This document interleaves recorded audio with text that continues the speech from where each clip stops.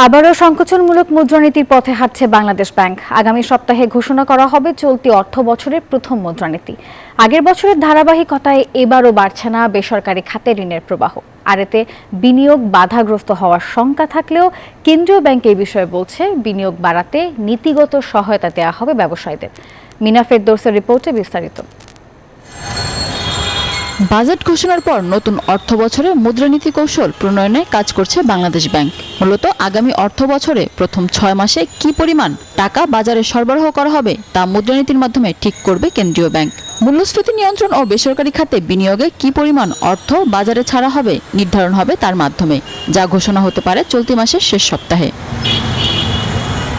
মূল্যস্ফীতির লাগাম টানতে গেল জানুয়ারিতে সংকোচনমূলক মুদ্রানীতি ঘোষণা করেন গভর্নর। 2025-26 সালের প্রথমার্ধে এক অঙ্কের ঘরে মূল্যস্ফীতি কমলেও আশানুরূপ হয়নি বলছে কেন্দ্রীয় ব্যাংক।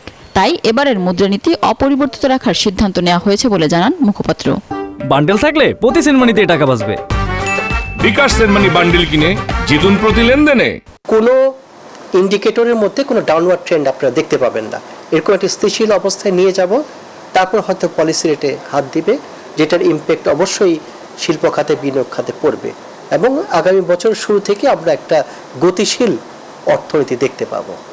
তো এবারের যে মনিটারি পলিসি সেটাও পূর্বের মনিটারি পলিসির ন্যায় একই ধারাবাহিকতা হওয়ার সম্ভাবনাই বেশি, যদিও আমাদের এক্সচেঞ্জ রেটের ডাউনওয়ার্ড ট্রেন্ড আমরা দেখতে পাচ্ছি, শুধু স্টেবল না, ডাউনওয়ার্ড ট্রেন্ড দেখতে পাচ্ছি এবং বাংলাদেশ ব্যাংক হস্তক্ষেপ করছে এটাতে স্টেবল করার জন্য। শুধুমাত্র মূল্যস্ফীতি নিয়ন্ত্রণে সংকোচনমূলক মুদ্রানীতি কাজে আসবে না, সেই সাথে রাজস্ব আহরণ ও বাজার তদারকির বাড়ানোর কথাও জানান বিশ্লেষকরা। আমাদের যে মূল্যস্ফীতির ধরনটা সেটি হচ্ছে কস্ট পুশ ইনফ্লেশন আমরা যেটা বলি। এটা যদি ডিমান্ড পুল ইনফ্লেশন হয় তাহলে ডিমান্ড পুল ইনফ্লেশন হলে এটা তাহলে আপনার মুদ্রানীতি প্রয়োগ করে এটাকে মূল্যস্ফীতিটাকে কমানো যায়। সংকোচনমূলক মুদ্রানীতির সাথে আপনার সাপ্লাই চেইন ম্যানেজমেন্টটা করতে হবে বা অ্যাডমিনিস্ট্রেটিভ কিছু মেজার্স দিতে হবে। চলতি বছরের মধ্যে সার্বিক মূল্যস্ফীতি 8% নিচে চলে আসবে বলে আশা বাংলাদেশ ব্যাংকের। মিনা ফেরদৌস, নিউজ 24, ঢাকা।